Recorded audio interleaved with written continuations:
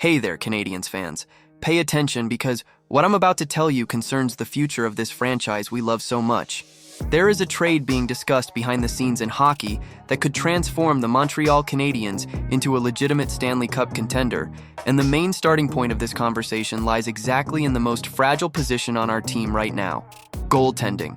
Sergei Bobrovsky from the Florida Panthers would be available for negotiations before the trade deadline. Look at where we are. The Canadiens reached the Olympic break in a comfortable position to make the playoffs for the second consecutive season, which in itself is already a source of pride for all of us. But let's be honest, because the fans of this team deserve honesty, the team is still not treated as one of the main forces in the East. And much of that perception begins between the pipes. Samuel Montembeault, Jacob Fowler, and Jakub Dobes. Three goaltenders who have had their moments, who have made saves that made us jump out of our seats, but who, collectively, have not been able to offer the consistency that a team with real playoff ambitions needs. The rotation in goal has been constant, and that weighs heavily when decisive moments arrive. It is in this context that Bobrovsky's name enters the conversation. Journalist Jeff Merrick raised the possibility that the Florida Panthers, pressured by injuries and by a delicate position in the standings, might be willing to move pieces before the deadline. Bobrovsky is an unrestricted free agent at the end of this season, which opens the window. The resume speaks for itself. A Vezina Trophy winner, a key figure in the Panthers' 2 consecutive Stanley Cup championships, Bobrovsky carries exactly the type of experience that a young group like ours needs to absorb. He has been there. He knows what it means to win when the pressure is at its highest.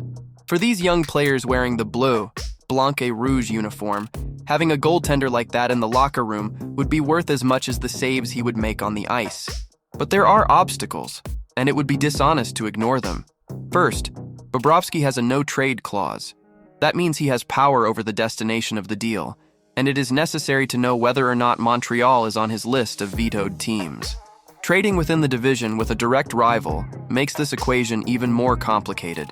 Second, there is the financial weight. Bobrovsky's contract carries an average annual value of $10 million this season. The Canadiens already operate with limited salary cap space, and absorbing that figure would require precise management moves. The good news is that it is a short-term commitment, since he will be a free agent at the end of the year, but the short-term still needs to fit within the numbers. Third, and perhaps the most sensitive point for the fan base, Bobrovsky's arrival would create a logjam in goal that would require moving one of the 3 current goaltenders. The most logical name would be Montembeault, whose contract still has 1 more season with an average annual value of just over $3 million. If Florida were willing to take that contract back as part of the package, it would be a fantastic outcome for the Canadiens. And then comes the question no fan truly wants to face directly. Would the Canadiens be willing to include Dobes or Fowler in a deal? Florida would likely welcome a young talent enthusiastically as it reshapes its roster for the future.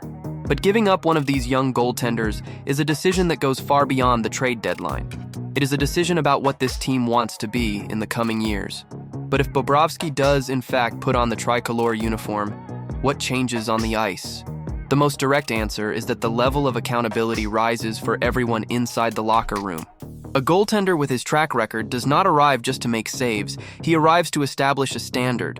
The young players on this team would see daily what it means to be an elite professional at a high-pressure position, and that carries a value no statistic can fully capture. From a purely technical standpoint, Bobrovsky brings a game-reading ability that is built only after years of facing the best forwards in the world in playoff situations. He knows when to hold his position, when to cut the angle, when to anticipate the movement before the shot even happens. That intelligence in goal is exactly what makes the difference in April and May, when every save can determine whether the season continues or ends. And finally, there is the confidence factor. A young team plays differently when it knows it has security behind it. Defensemen take more risks in the offensive zone. Forwards do not carry the burden of having to make up for a late goal against, and the entire bench breathes more calmly. Bobrovsky would not just be an upgrade in goal, he would be a shift in the collective mentality of the Montreal Canadiens. What this move would represent goes beyond a simple market transaction. Pursuing a player of Bobrovsky's caliber at this stage of the rebuild would be a clear sign that the organization believes this group is ready to truly compete. We are no longer talking about a team that enters the playoffs to gain experience. We are talking about a franchise that looks at the standings, evaluates its roster, and decides it is time to take a bigger step. That message would reach the locker room, the fans, and the entire league. There is also a symbolic component that cannot be ignored.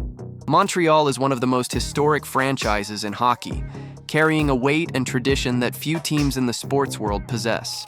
The rebuilding years were necessary, but the tricolor fan base does not live on endless patience.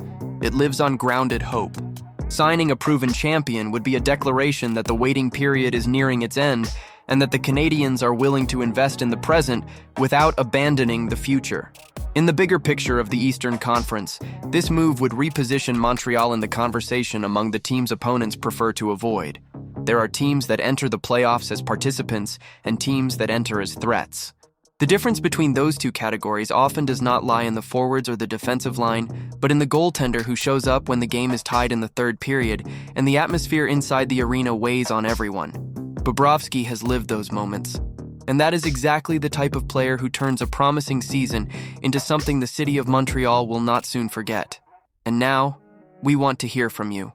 Would Bobrovsky and the Canadiens net make sense for this season, or do the risks outweigh the benefits for the team's future? Leave in the comments what you think about this possible trade, and whether you believe this would be the move the tricolor needs to take the definitive leap toward the Stanley Cup. See you next time, Canadiens Nation.